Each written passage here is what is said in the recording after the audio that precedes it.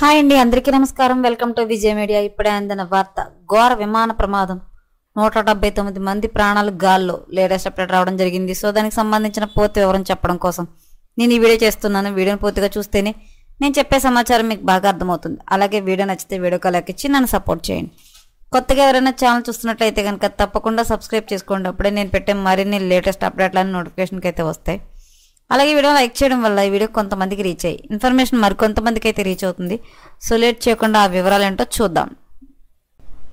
గత ఏడాది డిసెంబర్లో జరిగిన విమాన ప్రమాదంతో ఉలిక్కిపడిన దక్షిణ కొరియా కీలక నిర్ణయం తీసుకుంది. విమానాశ్రయాల్లోని రన్వేల సమీపంలో కాంక్రీట్ గోడలను తొలగించాలని నిర్ణయించింది. ఈ మేరకు ప్రభుత్వం ఆదేశాలు జారీ చేసినట్లు అక్కడి మీడియా కథనాలు వెలువరించింది. రక్షణ గోడల స్థానంలో ప్రమాదవశాత్తు ఏదైనా ఢీకొట్టినా విచ్ఛిన్నమయ్యేలా సురక్షితమైన నిర్మాణాలు చేపట్టాలని అక్కడి ప్రభుత్వం నిర్ణయించింది. ఆ దిశగా ఏర్పాట్లు చేస్తున్నట్లు సమాచారం.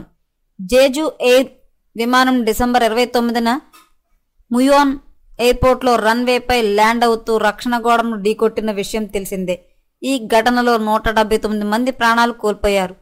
ప్రమాదానికి గల కారణాలపై పలు అనుమానాలు వ్యక్తమయ్యాయి. ఘటన జరగడానికి 4 నిమిషాల ముందు బ్లాక్ బాక్స్ పనిచేయకపోవడంతో గమనార్హం. దీంతో అసలు కారణం ఏంటనే విషయంపై దర్యాప్తు చేపట్టిన అధికారులు విమానం జెట్ ఇంజిన్లోకి పక్షి ఈకలు, రక్తపు మరకలు గుర్తించారు.